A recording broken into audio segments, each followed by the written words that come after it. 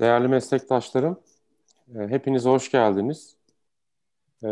Deprem İzolasyon Derneği olarak bir webinar serisine başlıyoruz. Bu deprem yalıtımı ve vibrasyon kontrolü ile alakalı. Bunun ilk konuğu Bridgestone Corporation'dan kıdemli yönetici Doktor Nobuo Murota. Öncelikle İzmir depreminde hayatını kaybedenler için başsağlığı diliyoruz dernek olarak. Yaralılara acil şifalar diliyoruz. Bizim sosyal medya hesaplarımızdan diğer webinar serisi için dünyanın çeşitli yerlerinden olacak.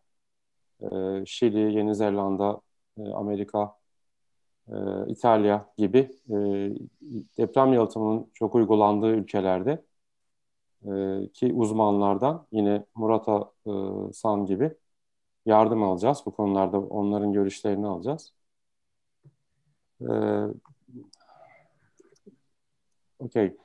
As a Turkish Association for Seismic Isolation Society, we already started webinar series related to seismic isolation and vibration control. The first one will be by Bridgestone Corporation, and our keynote speaker is Dr. Nobuo Murota. He is a senior manager, and also by this way, I would like to express my condolences for Izmir people, and please follow our main social media accounts, Turkish Association for Seismic Isolation, and we will continue webinar series. And thank you very much. I will give the floor to Mr. Dr. Murata Sensei. Thank you very much. Bye-bye.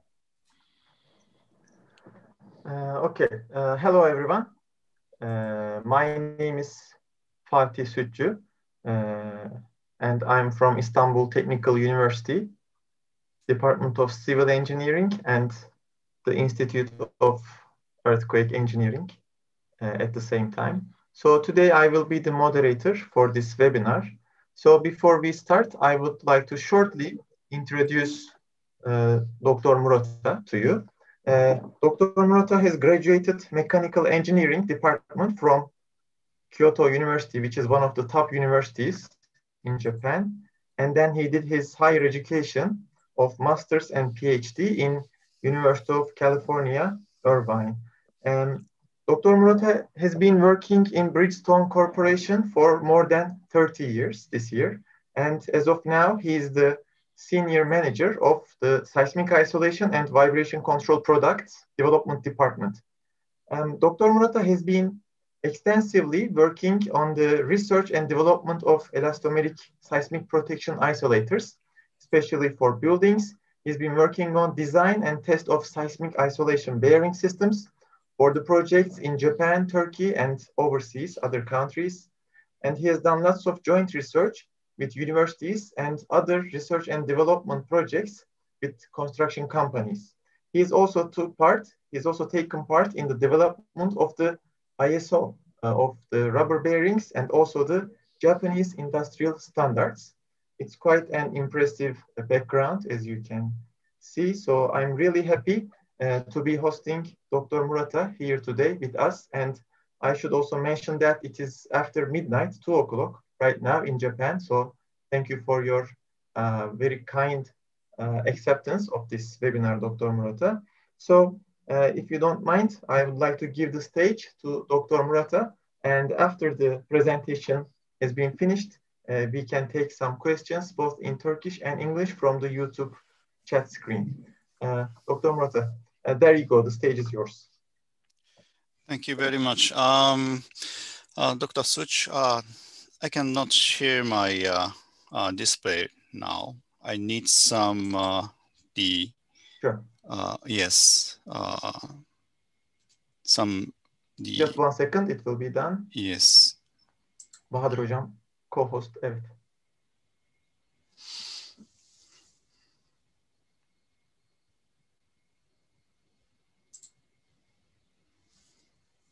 Yeah, you can make it now. Yes, thank you very much.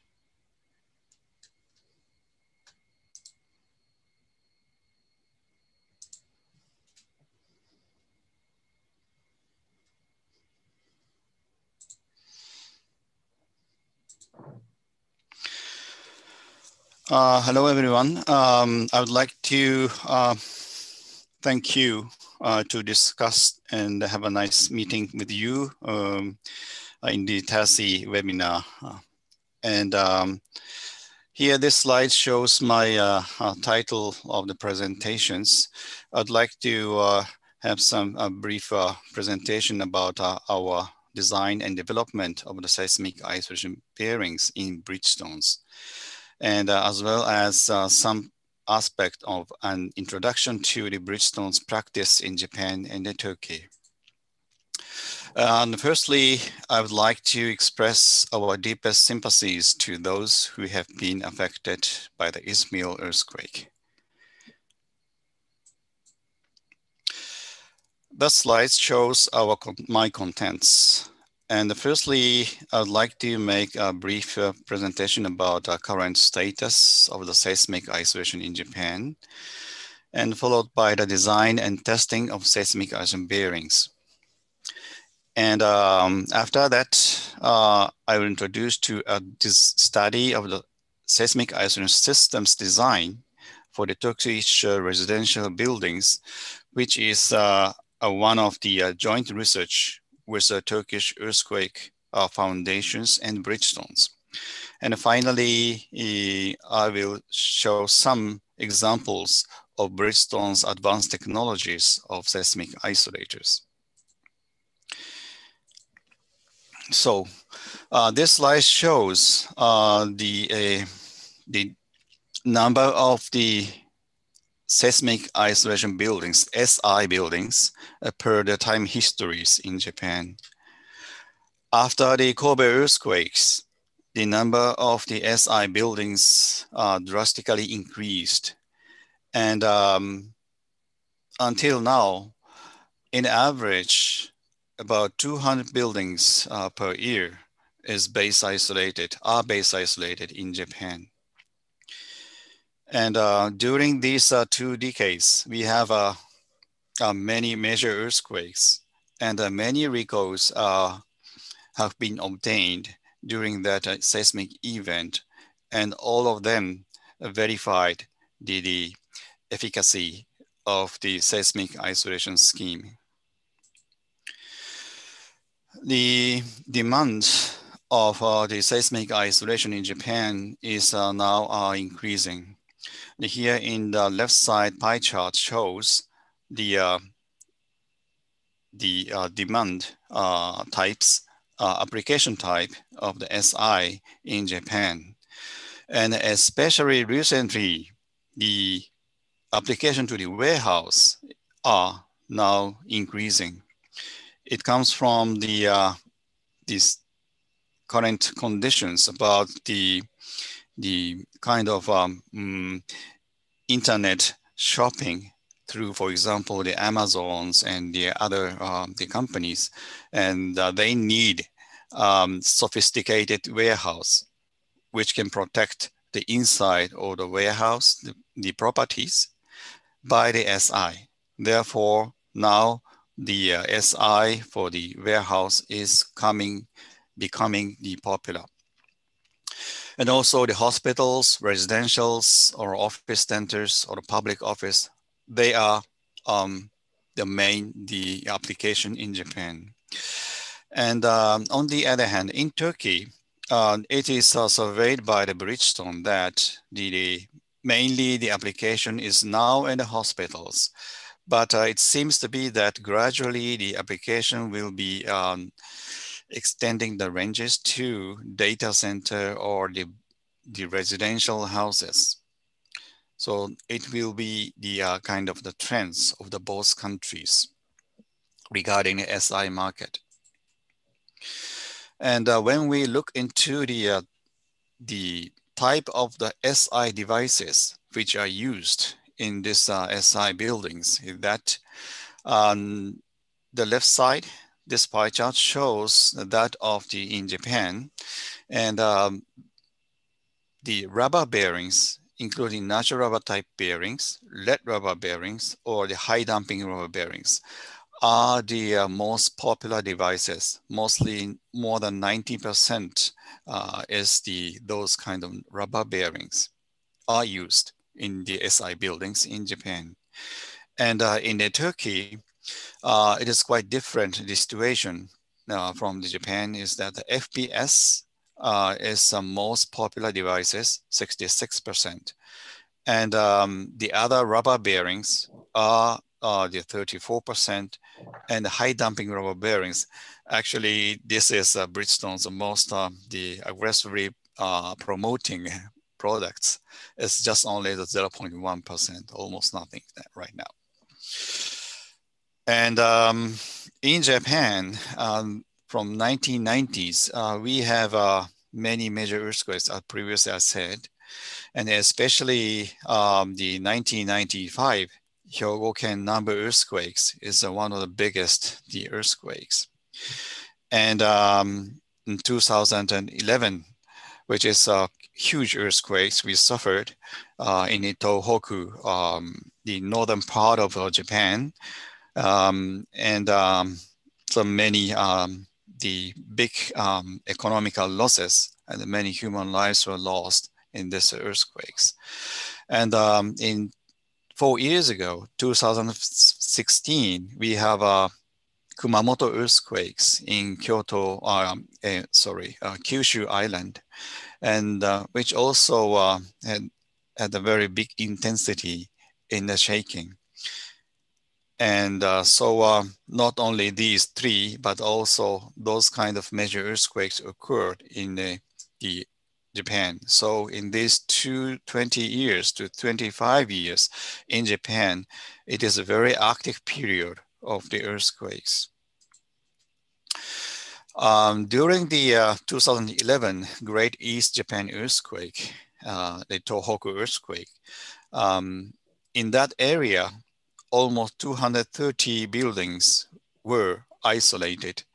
And some of the buildings, they had the accelerometers equipped inside the buildings. And some of the record is obtained like this one. For example, in Hachinohe, there is a building A1 and A2, which is located close nearly. And one is a fixed base, and the other one is base isolated. And the differences of the shaking is quite clear in this the figures that in the fixed base, the response acceleration at the top of the buildings is mostly 2.5 times of the ground motions. On the other hand, in the isolated buildings, the ground motions was reduced at the top of the buildings for more around 1/3. So this differences shows the quite clear the efficacy of the SI buildings. Not only these buildings, but in the other area, even in Tokyo, there is many SI buildings, and all of the those kind of buildings shows a quite a nice and reasonable behavior during the earthquakes, like shown here in these diagrams. And this photo shows the comparisons between the SI and the fixed space buildings in the Sendai city, which is the most closest big city from the epicenter of the Tohoku earthquake. And especially the inside of the buildings, the differences is quite clear. In SI, after the earthquakes in the apartment of Sendai city, and also in the fire stations, there's almost no damages in the properties in the room and in the office. On the other hand, in the fixed space systems buildings, this is the office buildings, and there is significant damages, the falling down, the booth shelves, PC, desks, and so on. So the after the earthquakes is not in operation conditions. That is a big differences between these two. In 2016 Kumamoto earthquakes, there is also around 20 or something that SI buildings at the area. And here shows an example of the SI buildings. It's apartment, the condominiums.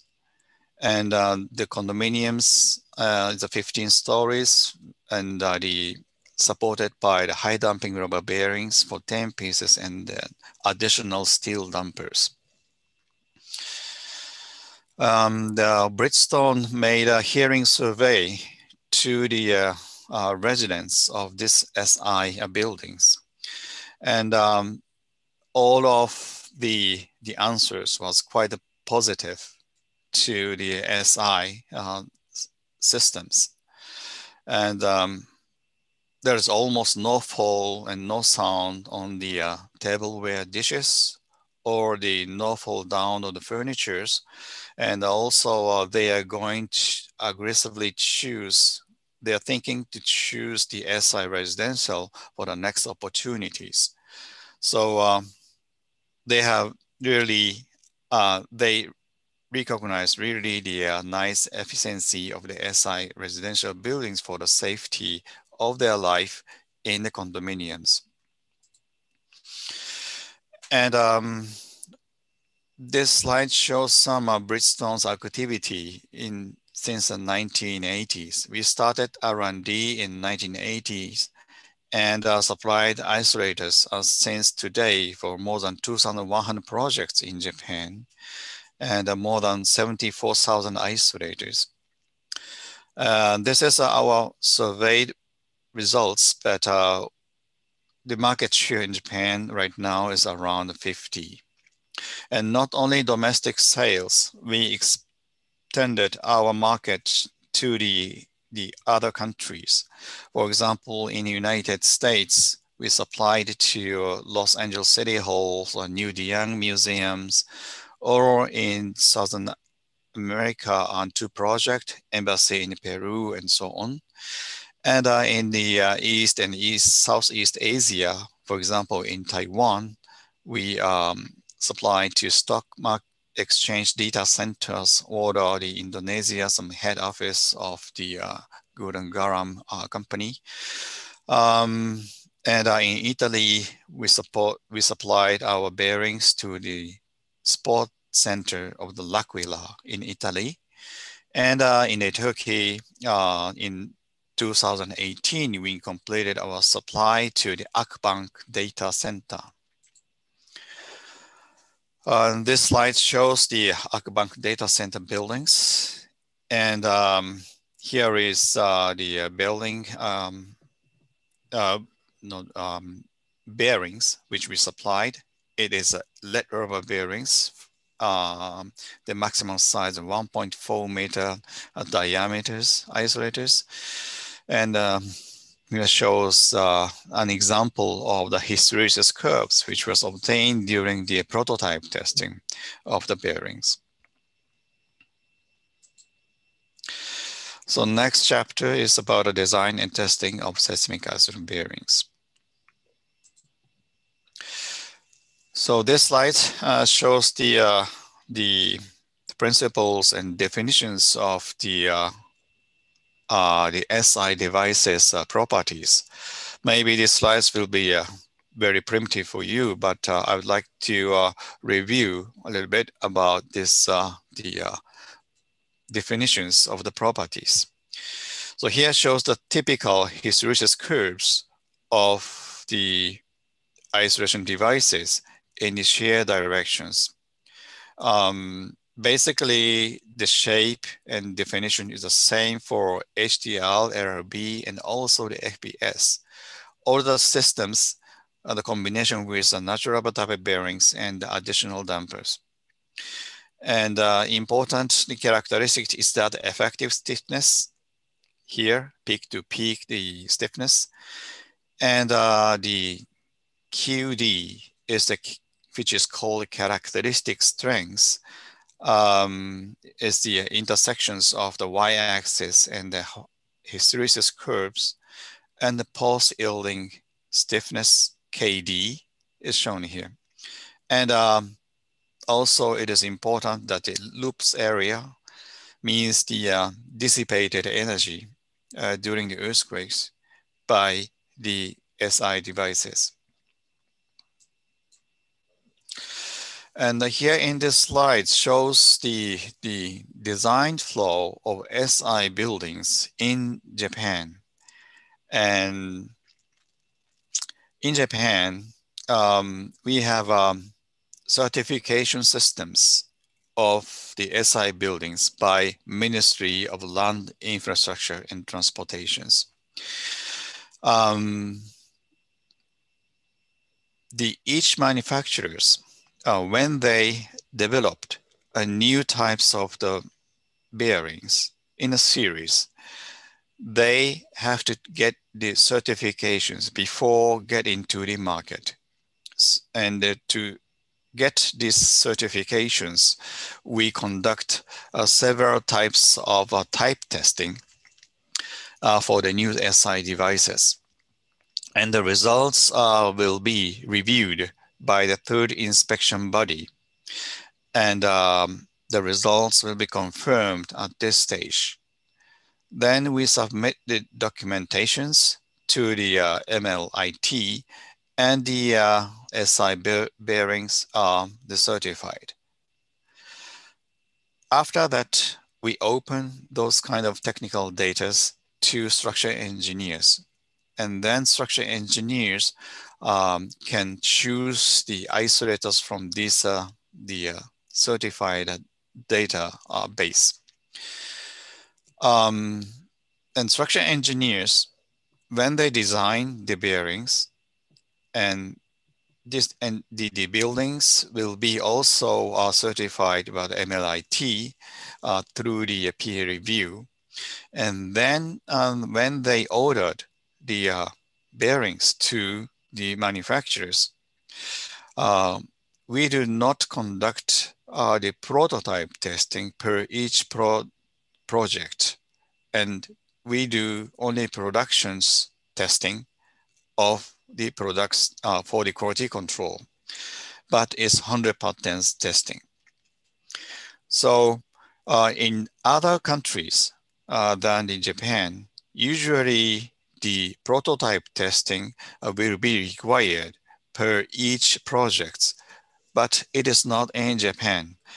However, in advance, each manufacturer do those kind of type testing for the many the measurement items. And once it is guaranteed by these certifications of MLIT, then structural engineer can choose the bearings and use those kind of devices within the allowable range of the stress and strain of the bearings to design conditions. So that is the basic design flow is a buildings, which is a little bit different from the other countries in the world. And in the type test, we have two kinds of the testings. One is a full-scale testing. The other one is scaled model testing. And in the full-scale testing, basically it is conducted under the quasi-static conditions in the velocity of the sharing. And the specimen is full scale. So it ranges from 600 millimeters up to, in Bridgestone's case, 1.8 meters bearings. And the measurement item is shown here. In the full scale testing, as I said before, those kind of testing is conducted in the quasi-static velocity conditions. On the other hand, in the scaled model testing, we do the tests dynamically. And especially for the the SI devices, which has a property of velocity dependent. The nominal performance design value of those kind of devices will be determined through the dynamic testing of the scaled model. And among these testing items, the frequency dependency testings is very important for the production testing of the full scale. In the production testing, the testing will be done under the quasi-static testing as the type testing, and the results will be corrected to the dynamic conditions using correction factors. And these correction factors are defined in advance by these type tests using scaled models in the frequency dependence testing. So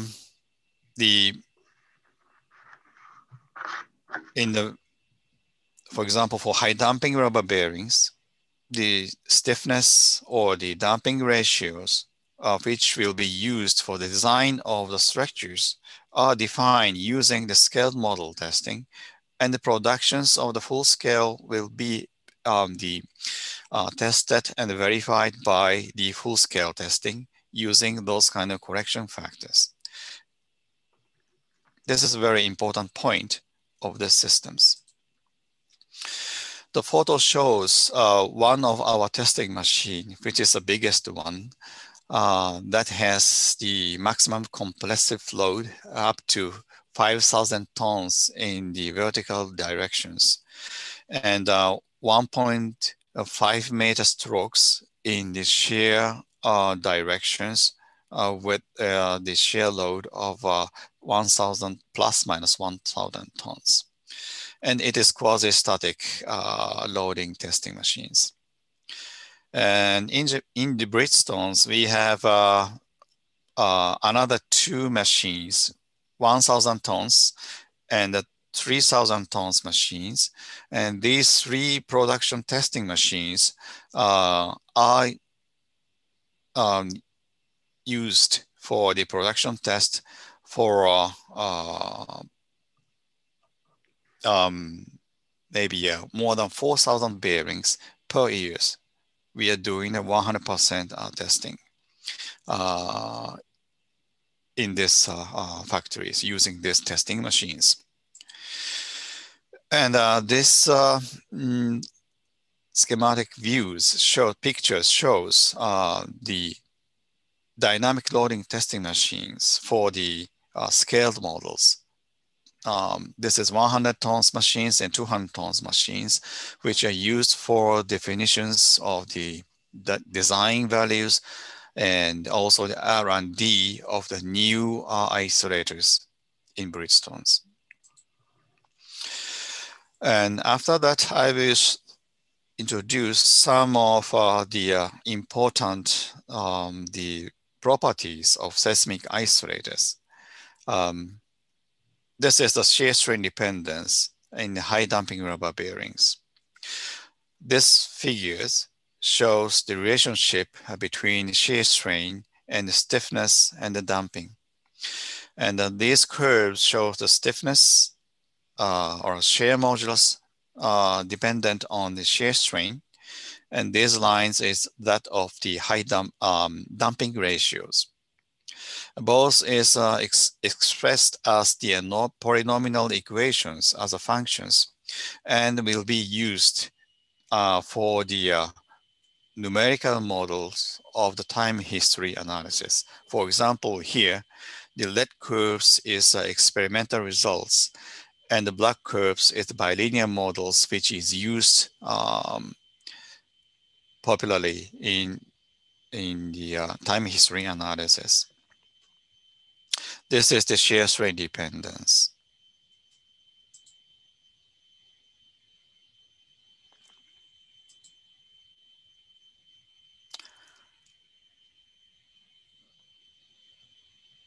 Sorry, there's some freeze in the slides. Oh, yes, here. Just a moment. And here, this slide shows another very important properties of SI devices, as seismic isolations bearings. That is ultimate properties. Ultimate properties categorized in the buckling and breaking. And here, this figure shows both two the phenomena. One is the buckling, which shows the stability, which loses stabilities when at the point of the buckling point in the shared directions. And the other ones, before buckling, they are called the rupture of the rubber in the bearings. It is called breaking. And the conducting many those kind of ultimate property testing, we plot the results in these maps, in these figures. In the horizontal axis is horizontal directions displacement of the bearings, and the actual vertical axis shows the actual load, which is loaded at that time on the bearings. And when we plot these, which shows the ultimate the conditions, which is before the ultimate conditions, and we make those kind of interactions curves in the figures, which is called ultimate property diagrams. These informations are very important for structural engineers. So in his design, for example, in time history analysis at the MCE conditions, when the isolators are within this area, then the isolators remain stable at these conditions. So this is a very important tools for the structural engineers to design their SI buildings in ultimate conditions. There are some differences in the ground motion level using for the SI design, not all SI, but a seismic design, ground motion level. In Japan, there is two levels of the ground motion, which is called L1, the other one, and L2. Approximate return period is shown like this one.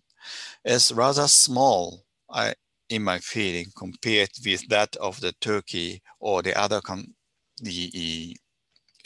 countries. For example, compared with MCE conditions, in Turkey, it was 2,450 years. I think it is a present return period, but in Japan is something like this one. However, beyond this code requirement, basically they are required to do the test, to do the analysis with L3 level, which is used for the check of the safety margins of their design at the L2 levels. And the scaling is determined by the structural engineers. It maybe in times 1.2 times or 1.3 times something. And they checked also the stability of the isolators at this level. So this is the response spectrums, which is specified in the Japanese code at the engineering bedrocks of the 5% dampings. And when we look into the value at the 1 second natural period is all around 0.52 G, which seems to be a little bit smaller than that in the general the cases in SI buildings in Turkey. It is my feeling, maybe not, almost the same. And however, when we design the isolators based on both codes in Turkey and Japan, there are some significant difference in the configurations of the bearings. In Turkey, And in Japan, we supposed the input conditions are design spectra at the 1.0 natural period, 0.7 G in Turkey and 0.6, a little bit smaller in Japan, comparing the considering the amplification at the site with the soil from the 0.52 G in the previous the response spectrum. And the target base shears is 0.2 G maximum in the dBE in Turkey, but in Japan it's a little bit smaller than that, and 0.1 or 0.15 something, and at the L2 levels. And when we suppose the properties of the isolators for 22% on the damping, or the shear modulus of 0.62 megapascals, which is very popular, I believe, is in the rubber bearings, and in the maximum shear strains. In the recent developed new Turkish seismic code, limited the rubber bearings shear strain maximum in 200% at MCE. In Japan is around 250 or 270%. So we applied here 270%. As a result, the rubber bearing design followed by the Turkey, when we assume the seismic weight is around 10,000 tons, 1,000 tons, then the diameter of the isolator will be 1.6 meter. On the other hand, in Japan, it's 1 meter. It's smaller. I do not say that which is safe or not, which is good or not, but there is some difficulties in the code, which will result in the differences, big difference in the design of the bearings. So in Japan, the bearings is used under very high compressive load. On the other hand, it is because we use a smaller bearings. And in the Turkey, it is used more lower compressive stress of the bearings. And here shows the relationship between the maximum displacement and the compressive load and the ultimate property diagrams in Japan. And in L2 or L3, the results remains within these areas. This is the interaction curves, ultimate properties. And from here, we count those kind of safety margin, 2 by 3 for L2 and 3 by 4 for L3. And the results shall be within these areas.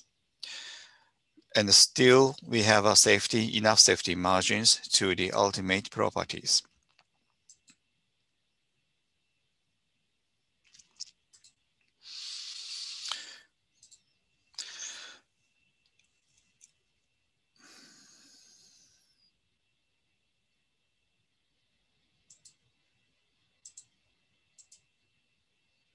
Sorry.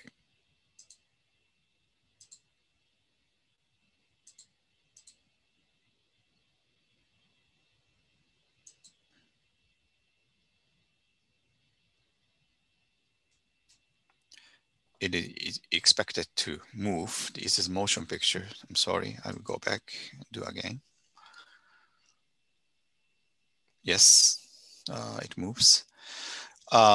This is a motion pictures of the braking testing of high damping rubber bearings in Bridgestones. It is actually scale models, 400 millimeter diameters of high damping rubber bearings. And here shows the monotonic curves relationship between shear displacement and the shear force. And here is this dotted line shows 400% shear strain.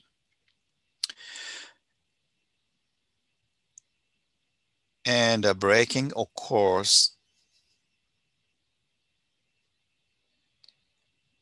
here at this point, which achieves to the approximately 540% and 439 millimeters, which still has a big margin to the 400%.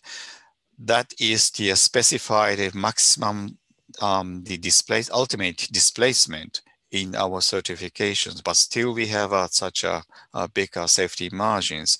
And also in the L2 levels earthquake design, the maximum design displacement is kept as around 250% or something like this one. The other important issue is the aging. The rubber bearings is made of polymer, so it is aged by oxygens and other heat. And there is no application in the world which already spent more than 50 or 60 years. So we needed to get the design value about the aging by those kind of heat accelerated aging testing. And here shows some examples of the high damping rubber bearings and natural rubber type bearings. The red curves shows the initial curves, and the black curve shows the after aging by heat accelerated aging testing. So we are usually using small scale models like 200 millimeters diameters and put it into the oven and kept as like 80 to 90 Celsius. And it will take some 1 month or 2 months, which is equivalent to that of the aging under the conditions of around 20 Celsius, which is the standard temperatures of the bearings in Japan. So basically at 100% shear strain, the change of the initial properties is around 10%. For example, in the effective stiffness, it will increase around 10%, and for the natural bearing, and also something like this one. And those kind of the changes shall be considered at the design stage as modification factors of the isolators. And here shows the last one is the uplift issues. The uplift is also very important parts of the design of the SI systems. And in Japan, we specified allowable tensile stress as around 1.0 megapascals, Newton per square millimeters. When we uplift the bearings to the vertical directions, there occur some kind of the phenomena like a yielding of the steels. At that point, the micro voids inside the rubber will be generated and will softening the stiffness of the isolators like this one. And finally, it will go to the breaking.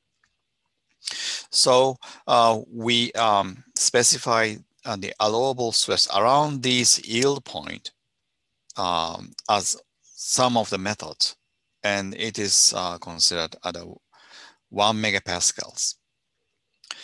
And I think this is very typical right now in Japan, kind of the approach of the uplift. And as far as I experienced in other practice in other countries, there is not such a limited stress, but they count also very carefully about the stability or the breaking of the uplift, and they shall be verified by the prototype testing. This is the approach also in the other countries. And here shows the typical, the uplift properties of the high damping rubber bearings in the relationship of the tensile strain and tensile stress. And here shows those kind of yielding point, like here. After the first, these curves, some degradation in second and third curves. And when we magnify these areas, it's shown like this one. And 1 megapascal point is shown like this. And when we take some peak to peak stiffness from here 0 to this 1.0 megapascal point, the stiffness is around 1/20 to 1/40, or sometimes 1/50 of the compressive stiffness of the isolators. It is not only limited to the high damping rubber bearings, but also LRB and NRB too, according to our experience. So in the case of the time histories, so some structural engineers uses those kind of stiffness to evaluate the uplift behavior of the isolators in time history analysis.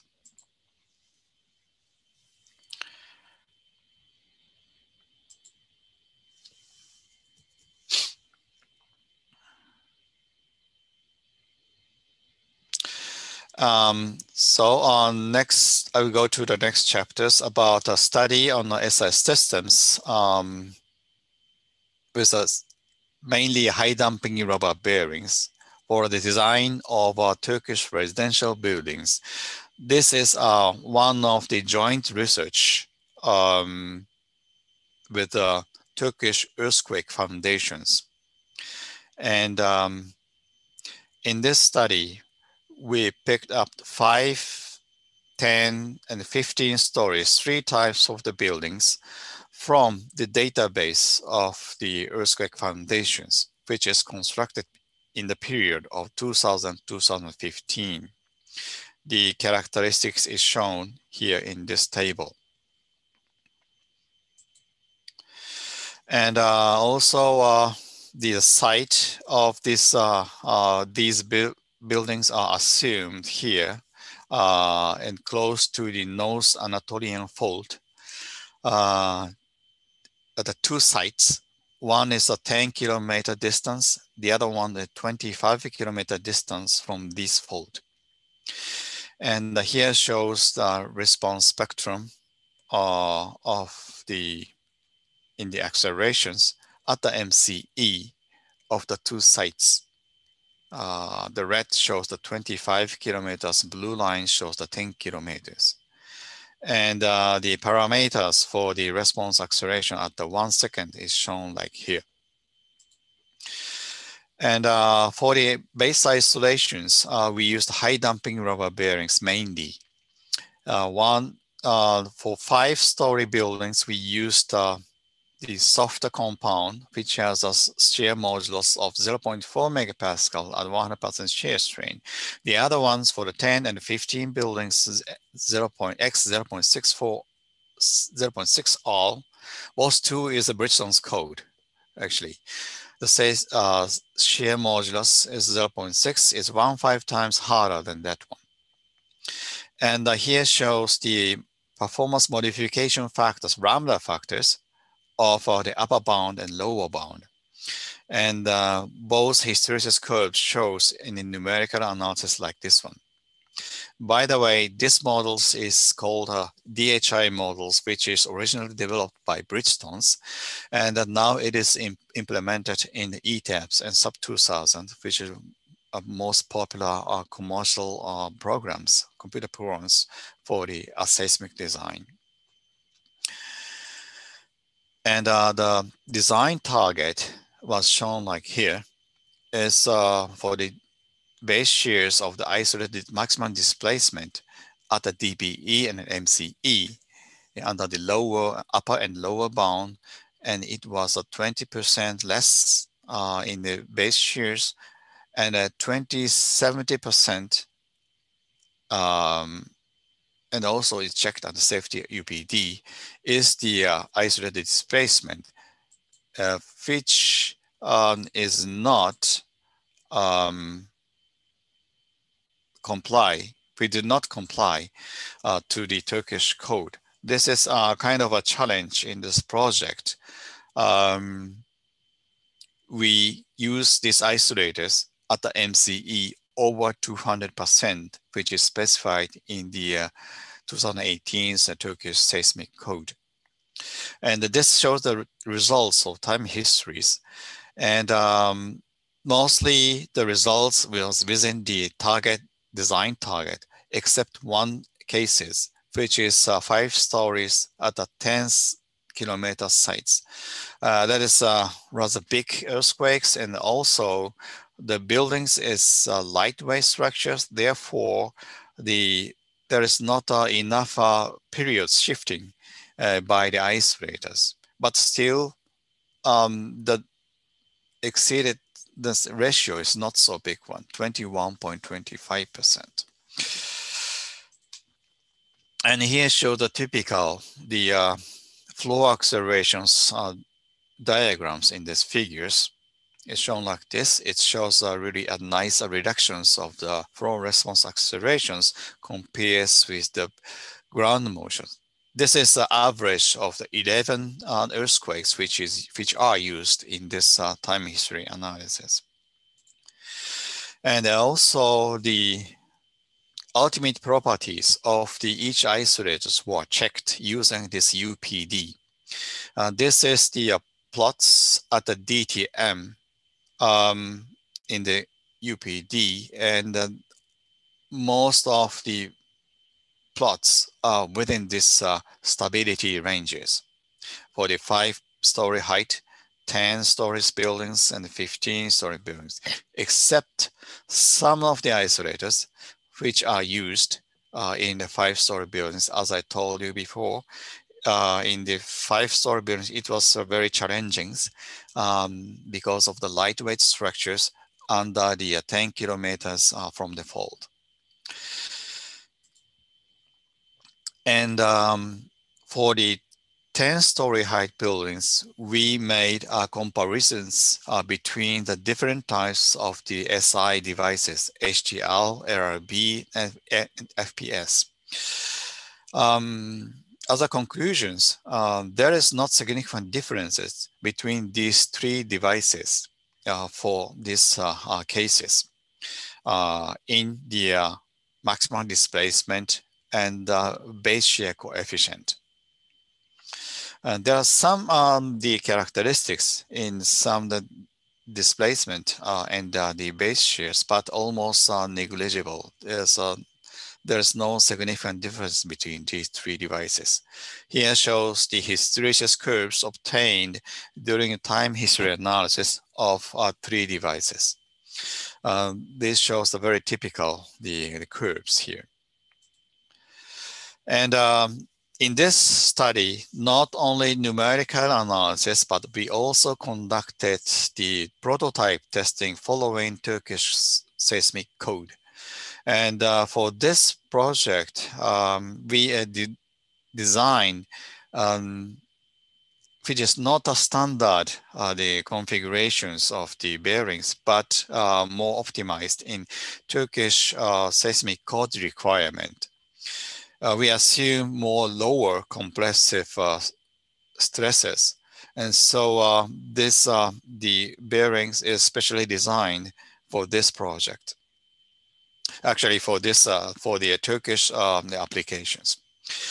And here is BATS testing systems. The BATS is the testing machines, which is possessed by the National Center for Research on Earthquake Engineering in Taiwan. And they have a brand new dynamic loading machines for full-scale isolators. And we did the testing under the dynamic conditions, as well as quasi conditions for the ultimate properties. The definitions of prototype testing conditions were determined based on the some informations which we got from more than 10 projects of the Turkish projects during the period of 2017 to 18. And from there, as a result, we assumed the spectra as 0.8 G at MCE and 0.5 G at the DBE. And based on this, we did those kind of equivalent lateral force procedures calculations, and we finally get the displacement conditions like this one, as well as loading conditions. These are also comes from our survey from the actual project in Turkey. We can consider it as an average of the more than 10 projects in Turkey. And here shows the protocols following the Turkish seismic code. We used two number of the test specimens.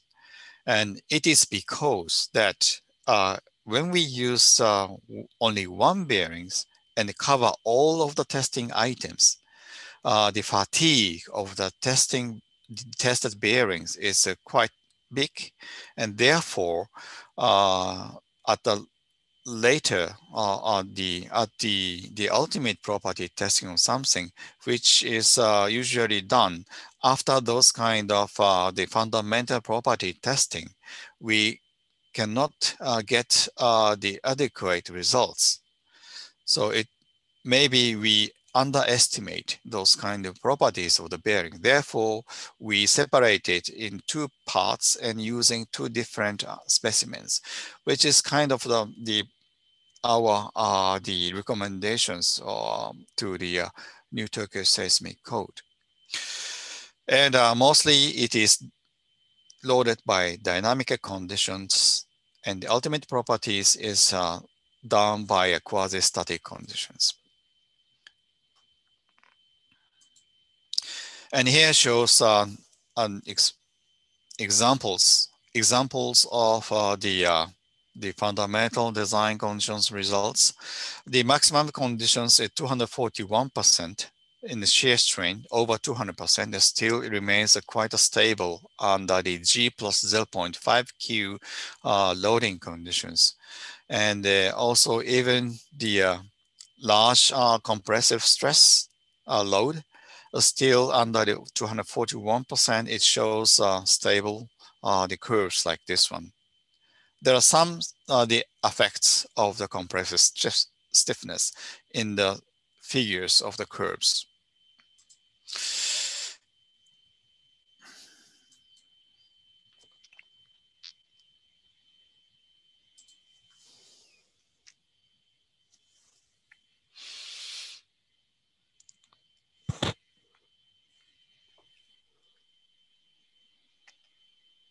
Sorry, it freezes a little bit again.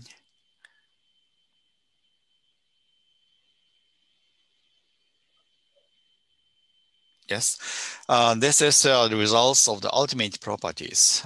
This is benchmark test, approximately 100% shear strain testing under dynamic conditions. And these are up to 265% corresponding to the DTM of the conditions under G plus 0.5 Q, 1.2 G plus Q plus E, and the final is uplift. We put the uplift as a displacement, constant displacements for 10 millimeters, and it still shows very stable the results in the hysteresis curves.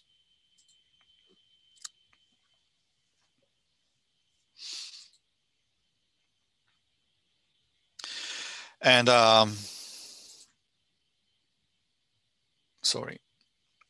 This is the concluding remarks of the R&D projects, but I will skip this because of the time. And finally, I will introduce some of the advanced technologies of Bridgestone seismic isolators. One is the super large size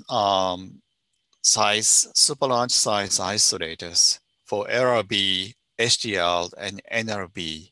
For three types, we developed the up to 1.8 meter diameter isolators.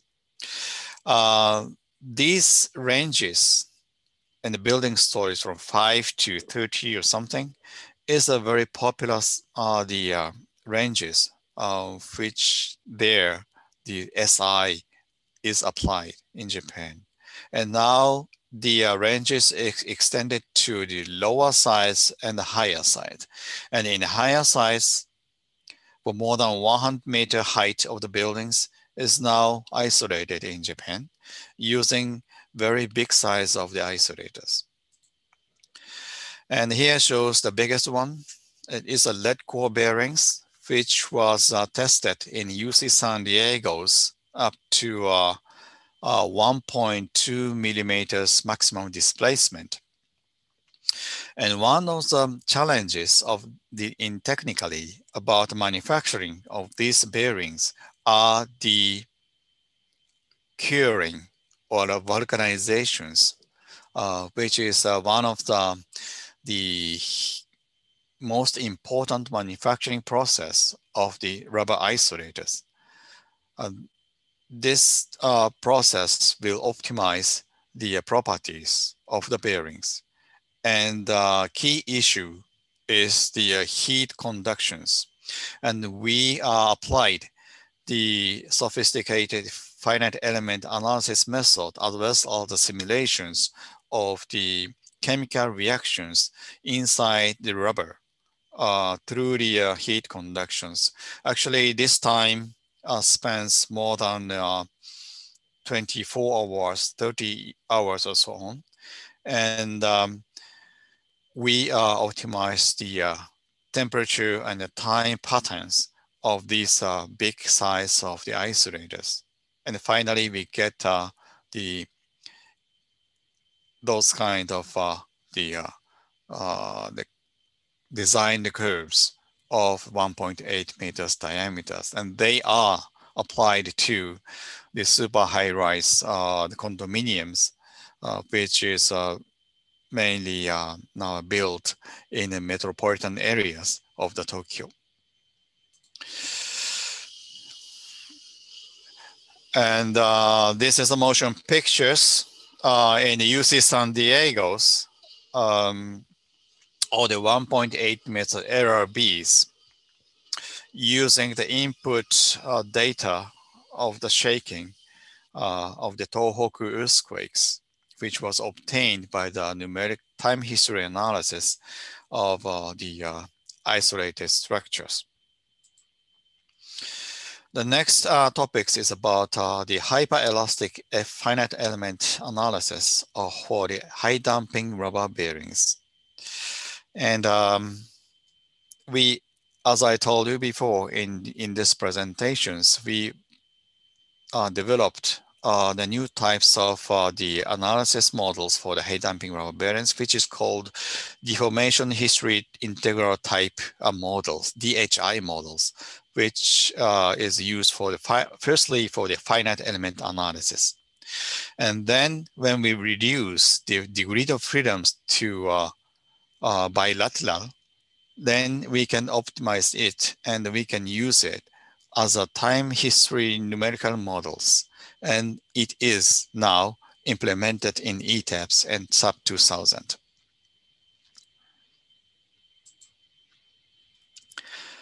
Here shows some of the examples of the finite element analysis in bilateral loading. And also this is a monotonic tensile loading of the isolators. Not only checking the stress strain of the inside the rubber, but also, for example, in this case, the results will be used for the design or the flanges or the balls and so on, which is accessories of the rubber bearings. And also this is the state-of-the-art technologies on FEA. It is the heat mechanics coupled finite element analysis with DHI models. For each steps, we conduct stress strain analysis as well as heat transfer analysis and calculate not only stress strain, but also the temperature increase inside the rubber. And by these kind of temperatures and also the fatigues, it will count it to the decrease of the stress-strain relationship. And the next steps calculations is conducted. So the influence of those kind of temperature increase or fatigues are considered in this finite element analysis. And this is very strong tools for the long duration earthquakes, which is one of the very hot topics right now in Japan. The duration time of the earthquake shaking is almost around 3 minutes or so on. And it makes a significant temperature increase inside the rubber. So as a result, the stiffness will be softened and the damping ratio will be decreased. That will be those kind of degradation should be considered at the design of the structures. Now here shows the result, one of the computations, the degradations of the shear module stiffness is shown like this, and also is simulated like here in the FEA, and also the damping too. And here shows the behavior of the bearings during the long duration earthquakes, which is the artificial waves of the long duration time earthquakes. And also here shows the comparisons of the hysteresis curves of the experiment and the finite element for the 1.0 meters diameter of the isolators. And finally, this is online hybrid testing machines, testing methods for the isolation systems. And it is still under development. We got some results, but still we are polishing up the algorithms or the systems. It consists of the computational parts on the experimental parts. The superstructures is models out of analytical model in the PC computers. And only the isolation interface with the rubber bearings is evaluated by the testing.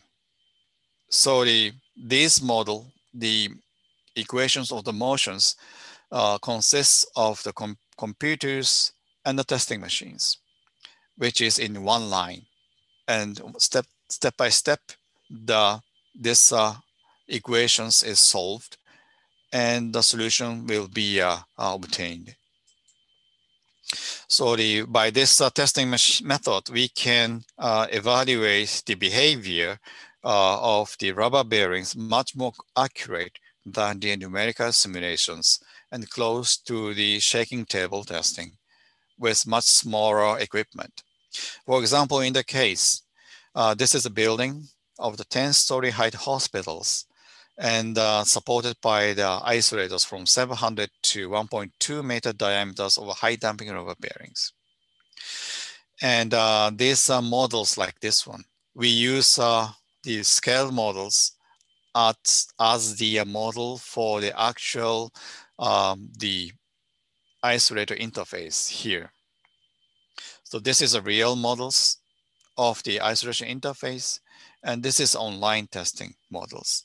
And the scale of the test specimens is shown like this one. It's very small. And in this case, we used input wave as a 2016 Kumamoto Mashiki is the locations of the measured site, and EW is the directions. And we have two major earthquakes here in Kumamoto. One is a foreshock, and 2 days after we got a main shocks, a little bit larger than that one. And we put this record to this test method. And here shows the motions of the bearings by this test method in the foreshock, and also after the main shock here. This is the real behavior during the earthquakes. Something like this one. And here shows the comparisons of the numerical simulations and the that of the this online testing. And it shows some differences between these. And when we compare the hysteresis curves of the bilinear models of the numerical models in red curves, red lines, and the real one in the blue lines, black lines, shows some differences in the maximum displacement. And actually, the hybrid testing, online testing, is a very actually, this is very popular testing methods. Some of them are almost very has an experience about this. It's very popular in this civil engineering field as well as the mechanical engineering field more than 2 years ago. And also in this seismic isolation field, there are some studies about this. And we are also now challenging this. And we feel that this method is very effective for us to design and develop new types of the isolation bearings, or we can study the behavior much more accurate during the earthquakes, like a shaking table testing.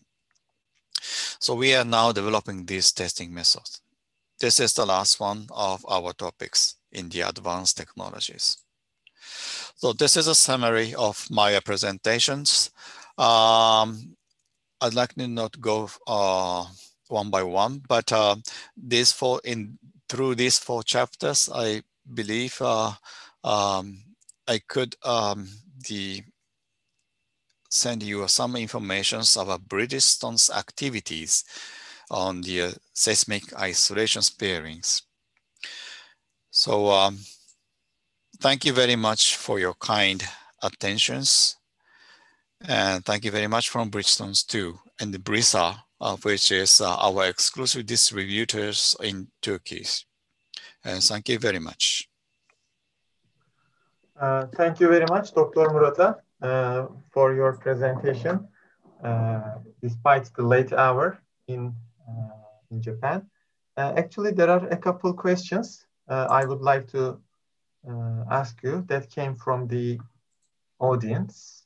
And yes. First of all, I have a very short request from you. Yeah. Sorry, I would like to ask you in Japanese. バハドゥルさんは間違ってしまってホストを室田さんにしちゃったんですけど、バハドゥルさんの画面の上のブルーボタンに押して、またバハドゥルさんの方をホストにしてもらえますか？ターキッシュアソシエーションの画面。どこですかね？これですか？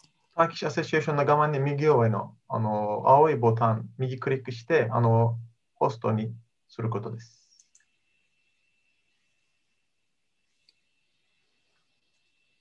So meanwhile, I will check the questions and ask you 2 questions from here.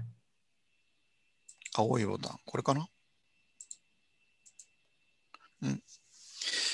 これか。これですか？これはホストですね。はい。はい。ところで、シェアスクリーンは今ストップしてもらえますか？わかりました。はい、お願いします。Okay, so thank you again for your presentations. There is one question I'd like to ask you from Mr. Çağatay Tahaoğlu. He is asking, what's the purpose of isolating a high-rise structure because they already have high periods? Thank you. May I share my display? Sorry, please go ahead again. Yes. I think I need some approval from the host. I understand. Sorry. Yep. Okay. Thank you.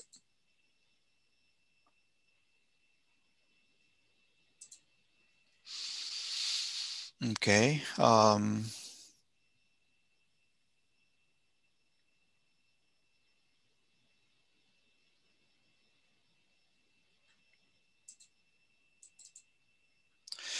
Yes. Yes. That's right. The super high-rise building or high-rise buildings has the natural period of those kind of high-rise buildings is already 2 seconds or 3 seconds, something like that, which is quite flexible enough for the usual earthquakes. But if we use the isolation systems, which has a period or more than those kind of period, like more than 5 seconds or so, then, and also the isolation bearings or devices provides lots of the energy dissipation capabilities, which will result in the differences in the response during the earthquakes of the high-rise buildings. Actually, fixed based high-rise buildings in the upper levels of the stories, they have a large displacement and also velocities. However, when we use SI for those kind, even those high-rise buildings with enough period shifting, like more than 5 seconds, much more than that of the natural period of the superstructures, then the behavior of the superstructures will be much more reduced compared with the fixed base, and it will protect also the properties of the structures. Yes, actually the behavior of those kind of the SI of the high-rise buildings is a little bit different from that of the usual conventional SI buildings because of the period is nearby, and the second mode and other modes of the superstructures will be also affected. So the energy, the absorptions or the contributions of the superstructure also has some part larger than the usual structure, I think. But still, it works, the SI systems and superstructures in the high-rise buildings. Is it? Yes, okay? Yes, perfect. Thank you very much. Yeah, I'd like to go to another question. Mr. Oğuzhan Doğan is asking, okay, I will kind of convert this question. Is it possible to retrofit an industrial building by seismic isolation? I mean, do you have any such experience? Do you think industrial type of buildings are suitable for retrofitting by seismic isolation? Even those kind of industrial buildings, I mean, this is a factory or something? Yes, something like that. Yes, okay. Yes, basically, as a principle, it is okay. There's a good possibility to make a retrofit of those kind of industry buildings. However, as I show you in our joint research, in the lightweight structures, it is a little bit different, difficult. Yes, I understand. To seismically isolate. And most of the industry buildings, like factories, has a lightweight. Sometimes the facilities are very heavyweight. It's okay. But in the lightweight structures, it is not so easy. And so we need some more the other devices, like sliding bearings or something, to make the period much longer. To achieve the period shifting by mixture of those kind of systems. But it's realistic. I mean, there's a possibility, good possibility. I understand. So if you don't mind, I will just very shortly translate this for the Turkish viewer. Yes. İşte fabrika tipi yapıdan kastımız işte malumunuz çelik yapı olabilir, prefabrik yapı olabilir. Bu yapıların içerisindeki makine kısmı, yani zemine basan yerler ağır olabilir, fakat fabrika yapısının kendisi hafif kalıyor arkadaşlar. Dolayısıyla bu kadar hafif yapılarda büyük periyotlar elde etmek zor oluyor. Yani kauçuk izolatörün büyük deplasman yapıp büyük periyotlar elde etmek için üzerinde bir ağırlık olması lazım. Bunun sunumda da bir yerde geçmişti. Fabrika tipi yapılarda bu zor. Fakat işte binada izolatörlerle beraber kayıcı mesnetlerde birlikte kullanarak binanın periyodunu uzatarak bu tür uygulamaları yapmak mümkün. Benim bahsettiğim tek katlı, büyük açıklıklı fabrika tipi yapılar. Fakat farklı tip yapılarda sismik izolatör kullanmak ve fabrika tipi yapılarında da sismik izolatörle güçlendirme yapmak mümkün. Okay, so I would like to go to another question. Yes. From Mr. Emrah Sarıtaç. Thanks for the great presentation. 2 short questions. Has Bridgestone had a chance to conduct a real-time aging test? For example, a testing that's 50-year-old rubber in order to validate the estimated aging effect. So do you have a real aging test, even not for 50 years? Yes. We had a test results actually of the bearings, which is used for more 30 years. Yes. And it is natural rubber type bearings. Yes. It's and, the Takenaka building, right? Yes. And some of the bearings were picked out took out from the buildings and was tested in our factory and compared with the initial properties. And it shows some changes from the initial properties, but still it's within the design ranges. And also the large deformation capabilities is they kept those kind of large deformation capabilities even after 30 years. Also, we cut some of the bearings and put the rubber coupon from the rubber bearings and they checked the degradations of the rubber materials inside, and also was within our supposed range. So at least for the 30 years, there's not so many examples, but it is one of them. And also there are some others, and most of them, all of them, it shows the reasonable, within the assumed range was the aging properties of the bearings. Let me shortly translate. Soru şöyleydi, acaba 50 yıllık gerçek bir yaşlandırma testi yapıldı mı bir ürün üzerinde diye. Fakat malumunuz seismik izolatörlerin tarihi o kadar yok. Bridgestone'un bundan 30 yıl önce tedarik ettiği bir binada kullanılan izolatörler yerinden alınarak testlere tabi tutularak ilk özelliklerine göre ne kadar değişiklik olduğu tespit edilmiş ve elde edilen sonuçların da hesaplarda bizim kullandığımız malumunuz marjlar var. Bu marjların içerisinde kaldığı gösterilmiş 30 yıl içerisinde. A question from the same person, Mr. Emrah Sarıtaç. How do you compare the tensile strength of high damping and natural rubber bearings? Is there a significant difference? Tensile strength of the bearings, right? Yes. Yes. To this one. Yes. Now, in my head, I have no the accurate value, but the behavior is almost the same.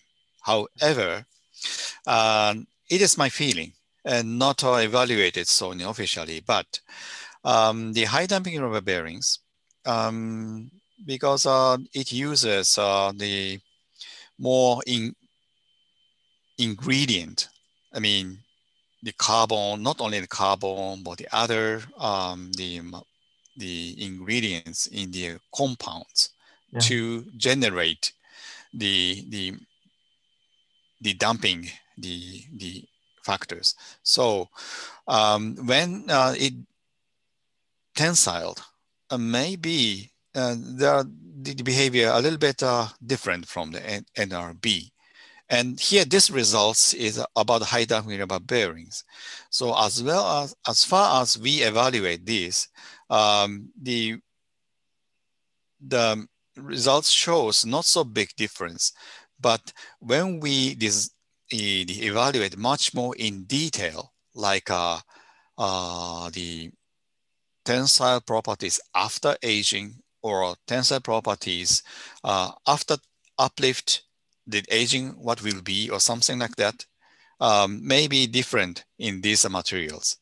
Actually, for the natural rubber type bearings, we made those kind of very detailed the testing and get Japanese certifications for another type of uplift performance.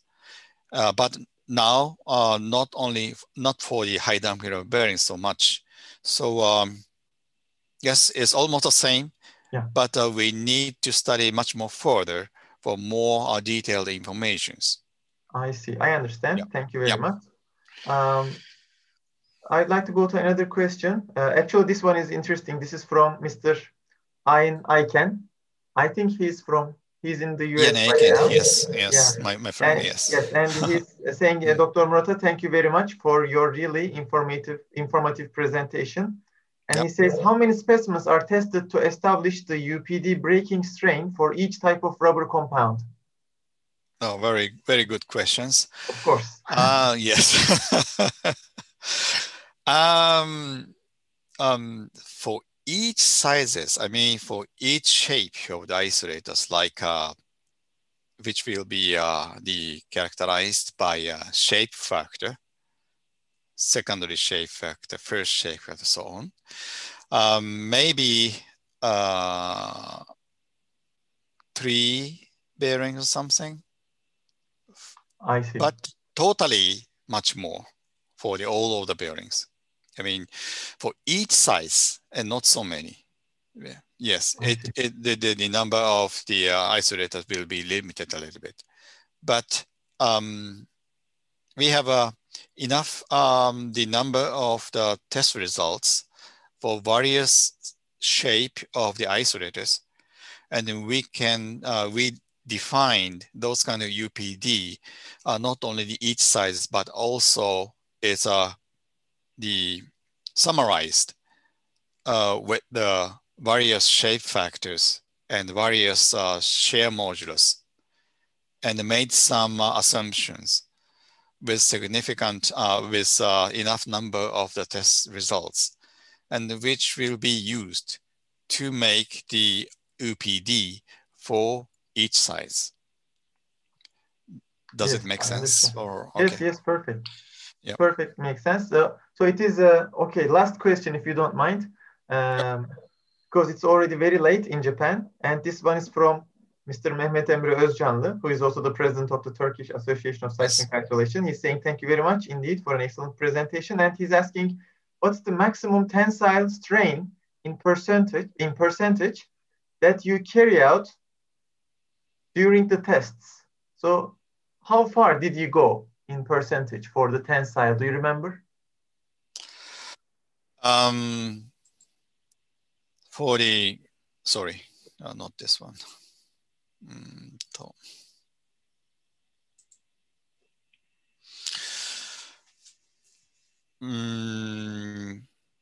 For the bearings, it goes up to more than 100% or so under the share offset of 100% to 200%.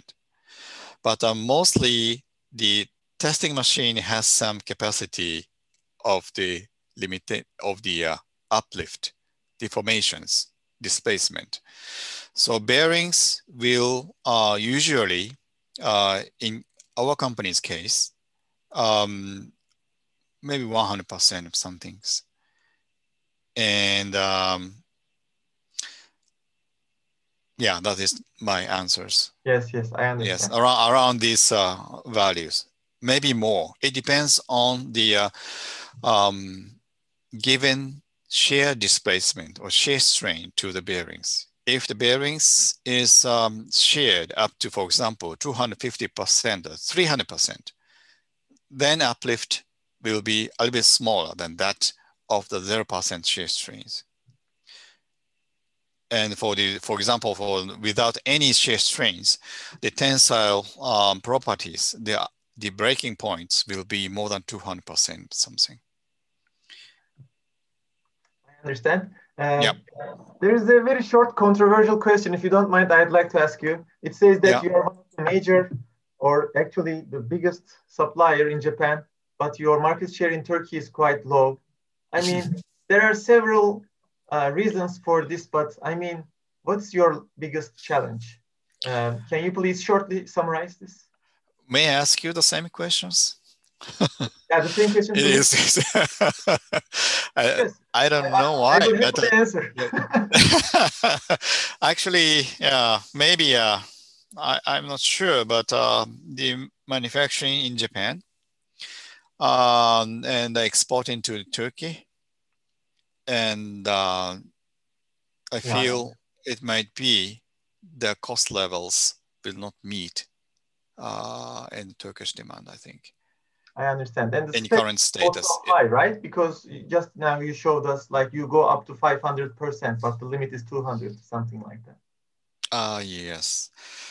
So yeah, we are honestly speaking a little bit struggling about development of the market in Turkey, but still, yes, we are keeping our effort. Yes, I understand. Well, Yeah. I'll also very shortly translate this and then close this session. Yep. Yani Türkiye'deki Bridgestone'un, Japonya'da en büyük pazar Bridgestone'un %50'den fazla pazar payları var. Zaten büyük olan bir pazarda çok da büyük bir payları var. Türkiye'de dünyadaki çok en büyük pazarlardan bir tanesi. Fakat Türkiye'deki payı çok küçük yani şu anda. Bunun sebebini merak edenler olduğu için soruyu yönelttim. Doktor Murata'nın da cevabı şöyle oldu. Bu ne kadar ticari bir soru olsa da tabii ki Japonya'da üretimin kalite kontrol aşamaları çok hassas bir şekilde ilerliyor. Bu da maliyete yansıyor. Bunun bir etkisi var. Yani malzeme kalitesi ve üretim kalitesi çok yüksek. İkincisi bu son yıla özel olarak Japonya ve Türkiye arasındaki ürünün getirilmesinde yani ithalatında ekstra vergiler söz konusu oldu. Yani bu Japonya-Türkiye arasında özel. Başka ülkelerle de var tabii ki bu. Bir de yani hem Doktor Murata'nın da söylediklerine benim de ilavem olarak spekleri çok yüksek Japon ürünlerinin, Bridgestone'un. Dediğimiz gibi ülkemizdeki yönetmelikte şu anda %200'den fazla depresyona izin verilmezken Bridgestone izolatörlerin az önce gördüğünüz gibi test sonuçlarından da yaklaşık %500'e kadar gidebiliyorlar. Güvenli olarak %450'ye gidebiliyorlar. Yani bunlar biraz spek olarak, özellik olarak fazla yüksekler. Belki sadece Türkiye için değil, Japonya kadar depremsel olmayan başka ülkeler için de daha düşük spekli ürünler yapmaları gerekebilir. Okay, so thank you very much, Dr. Murata. It is already 3:30 in the morning in Japan. Maybe you don't need to sleep anymore before you go to work. But thank you for your patience and your effort for Thank you very much. Nice presentation. Thank you very much for all of you. Thank you. Yeah. Many people on the YouTube chat screen also thanks you. You can see this later. And it was a very informative presentation. And the layout and your speech was really great. And thank you. Thank you. And we hope to see you again in another presentation or in another occasion. Yes, katılan herkese de çok teşekkür ediyorum. Bu saate kadar kalıp dinlediğiniz için. Doktor Murata'ya da Japonya'da şu anda gece 3:30 olmasına rağmen hala bizimle olduğu için teşekkür ediyorum. Sorularınız için de ayrıca teşekkürler. Organizasyonu yapan Deprem İzolasyon Derneği'ne Mehmet Emre Bey'e ve Bahadır Hocam'a da buradan şükranlarımı sunuyorum. İzninizle oturumu burada kapatıyoruz. Herkese iyi akşamlar. Murata-san, arigatou gozaimashita. Otsukaresama desu. Thank you very much for all of you. Thank you very much. Thank you for your support. Thank you. Yes, thanks. Hope to see you again. Thank you.